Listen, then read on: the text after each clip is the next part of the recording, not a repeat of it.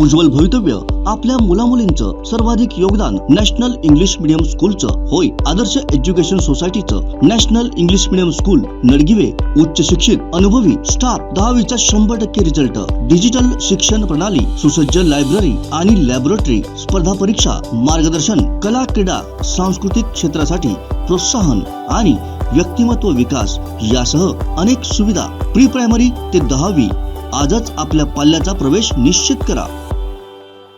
Kankavli college रस्त्यावर ट्रकवर झाड पडल्याने वाहतूक विस्कळीत झाली होती। लक्ष्मी विष्णू हॉलच्या समोर ट्रक जात असताना अचानक त्या ट्रकवरती झाड पडलं। सुदैवानं यात जीवितहानी झाली नाही, पण वाहतुकीत अडथळा निर्माण झाला होता।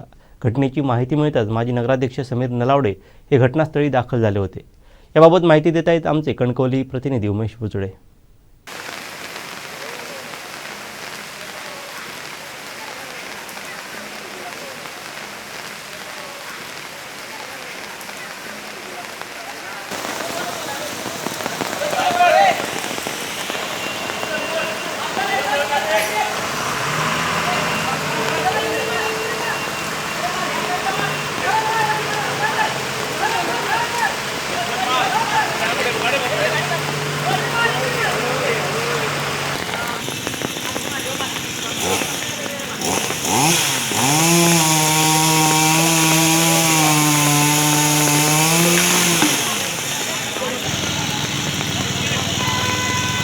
कणकवलीमध्ये 84 मीटर पावसाची हजेरी लागली आहे। कालपासून आज सकाळपर्यंत हा पाऊस पडत आहे। कणकवली शहरात देखील या पावसाने जोरदार हजेरी लावल्याने काही भागात पाणी साचले होते, पण काही ठिकाणी आज कणकवली हा कॉलेज रोड आहे येथे सकाळी झाड पडले आणि ते झाड या एका ट्रकवर पडले होते आणि त्यामुळे कोणतीही सुदैवाने जीवितहानी झाली नाही, पण विद्युत पुरवठा खंडित झालेला आहे। कारण विद्युत जे पोल आहेत ते थोडेसे इथे निकामी झालेले आहेत आणि ह्या घटनेची माहिती मिळताच कणकवलीचे माजी नगराध्यक्ष समीर नलावडे यांनी तात्काळ येथे घटनास्थळी धाव घेतली आणि त्यांनी हे झाड बाजूला करण्याचे काम केले। अजून देखील ते इथे आहेत आणि त्यांनी विद्युत पुरवठा सुरळीत व्हावा यासाठी ते प्रयत्न करत आहेत।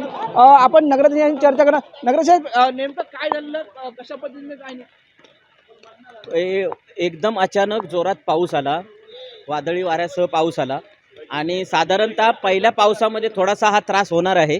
त्याच्यामुळे नगरपंचायतची यंत्रणा सगळी सज्ज होती। नगरपंचायतचे कर्मचारी तातडीने इथे आले आणि झाड हे एका मोठ्या ट्रकवर पडलं होतं। आपलं नक्कीच चांगलं भाग्य असं आहे की कोणा मोटरसायकलवाला किंवा इथून पादचारी यांच्या डोक्यावर झाड पडलं नाही, त्या ट्रकावर पडलं। ट्रकावर पडलेलं झाड नगरपंचायतच्या मशिनरी, नगरपंचायतचा JCB आणि नगरपंचायतचे सर्व कर्मचारी तातडीने इथे धावत आले आणि त्याच्यानंतर ते झाड काढण्यात आलं। आता थोडाफार या ज्या MSCBच्या वायरी तुटल्या आहेत, तारा तुटल्या आहेत, त्याचं काम चालू आहे। बाकी रस्त्यावर जे पडलेलं झाड ते काढण्यात आलं। आता मला वाटतं दुपारपर्यंत हे सगळ्या लाईन आणि सुरळीत लाईट व्यवस्था चालू होईल। नेहमी आपण पडझड झाली असेल किंवा आपत्ती असेल तर तत्परतेने दाखल होता आणि आज देखील दाखल झालाय, काय सांगता? नाही, काय हे आमचं कामच आहे। समाजाची सेवा करत असताना, एक सार्वजनिक समाजसेवेचं काम करत असताना प्रत्येकाची जबाबदारी आहे, प्रत्येकाने आलं पाहिजे। ही नगरपंचायत म्हणजे आपली, तुमच्या, आमच्या सर्वांची आहे। त्याच्यामुळे माहिती मिळाल्यानंतर मी इथले काही रहिवाशांनी मला फोन केला, असं झालं। त्याच्यानंतर आमचे सगळेच मुसळे आहेत, नगरसेवक सगळेच आले, भरत उबाळे आले, मिथुन ठाणेकर आले आणि आमचे कर्मचारी सगळ्यांनी आम्ही तातडीने धाव घेऊन अर्ध्या तासात सगळं रस्ता रिकामी करून सुरळीत रस्ता चालू आहे। फक्त आता हा जो विषय आहे तो अर्ध्या एक तासात MSCBची माणसं काम करून टाकतील। हे होते माजी नगराध्यक्ष समीर नलावडे यांनी सांगितले आहे। तत्परतेने आपण येथे पोहोचून रस्त्यावरची वाहतूक सुरळीत करण्यासाठी प्रयत्न केला आहे। आपण अजून देखील बघताय की थोडासा जो विद्युत पुरवठ्याचा जो खंडित झाला आहे तो सुरळीत करण्याचं काम येथे सुरू आहे आणि युद्ध पातळीवर हे काम सुरू असल्याने काही वेळातच तो देखील विद्युत पुरवठा लवकरात लवकर सुरळीत होईल।